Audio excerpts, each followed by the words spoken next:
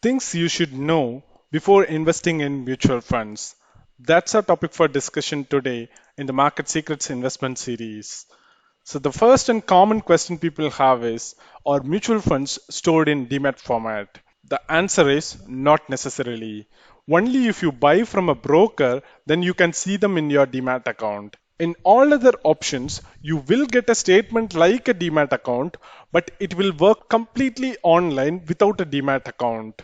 For example, if you take any particular AMC, you can have an account with that AMC where you can do all the type of transactions, that is buying and selling. In addition, you can also get the statement of the account. But if you are investing in multiple mutual funds, you can use Carvey or CAMS and you can get overall or the consolidated statements of all your mutual funds based on your PAN number. So regardless of whether you are storing the mutual fund units in demat or non-demat form, you can have all the services completely online. So there is no special advantage of having a mutual fund units in demat form. The only disadvantage is you will have to pay additional demat charges every year and also every time you sell mutual funds. The next question is there a lock-in period in mutual funds?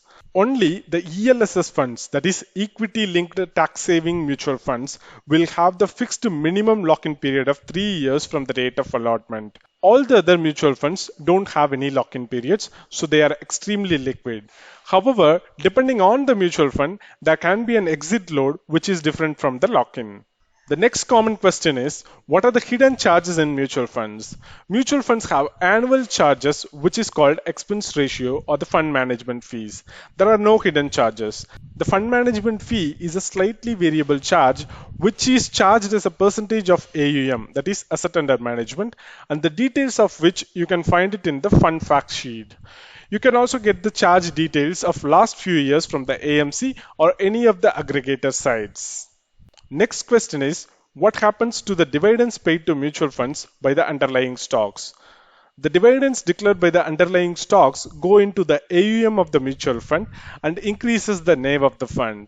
They are not passed on directly to you. Next and the most important question is the direct plan in the mutual funds recommended for a beginner? Yes, there is no difference apart from the expense ratio. Both the direct plans and regular plans are exactly the same. But the direct plans are not good for people who do not or cannot learn to find out which mutual fund are beneficial to them. That is, they are reluctant to learn. There is nothing wrong in that. Many people cannot go through those jargons. Also, the direct plans are not suitable for people who cannot control their emotions when the market is in a downtrend or the fund loses a star rating. Those people can go for regular plan of the mutual fund if they find a good distributor whom they can trust. Many people find it easier to go with an agent for license or passport. Same is applicable here. Next question is, there are so many direct plan portals available. How do I choose which one to invest in? Well, we have a dedicated video on this comparing various portals. Please do have a look at it. The next critical question is when to exit a fund. You need to exit a fund if the objective of the fund changes, if the objective or risk tolerance of the investor, that is you, changes, and lastly, asset class structure changes. For example, if a fund has changed from a mid cap fund into a large cap fund, then you may consider exiting that particular fund if it is not meeting your objectives. The next question is, how will we know when to exit a mutual fund? Generally, if there are any major changes with respect to the fund, you will be intimated by the AMC through an email. So whenever something changes in the fund, please do have a review of that particular fund. Also, do a periodic review of the fund. For example, every 1 year or 2 year or even 6 months. Check whether the conditions which prompted you to invest in the fund are still there. And lastly, if you listen to the financial advisory programs on regular basis, and if you find that the most common recommendations include your fund, it is time to be alert or even hyper alert. If they are not mentioning your fund, then enjoy your space. But if they are talking about your fund frequently, then it's a red flag. I know this advice sounds contradictory, but that's how I do it. Moving on to the mutual fund decision checklist. If you are considering a new mutual fund, is it because it is a hot recent performer? Have you considered the fees or the manager's tenure and track record? Is the current manager the same individual who delivered the advertised returns? Or is it because the smooth talker came and told you great things about it? If you're considering selling a mutual fund, is it because its performance has been weak? Is it weak because of the adverse market conditions which is not suitable for the style of the fund? Have similar style funds worked well while this fund made some serious errors? Or is it because the fund manager or the fund management team has left?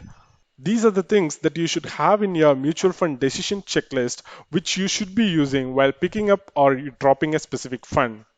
And lastly, are mutual funds like buy once and forget, or do I have to keep track of them every month? Because when I see prices have gone up, I can sell it and book profits, right? That's a question every investor have. The answer I would say is it depends. It would depend on what are your goals and how have you selected the mutual fund for those particular goals. If the underlying criteria for selecting a mutual fund remains the same, then you do not usually need to change or flip over. So these are some of the things that you should know before investing in mutual funds. This brings us to the end of today's episode. If you have any queries or comments on this particular episode, please drop it down in the comment section. Hit the like button if you have liked this video and share it with your friends if you find it useful. Also subscribe to our YouTube channel and click the bell icon to get notified whenever we upload a new video or conduct a live session. Thanks for watching. Have a great day. Goodbye.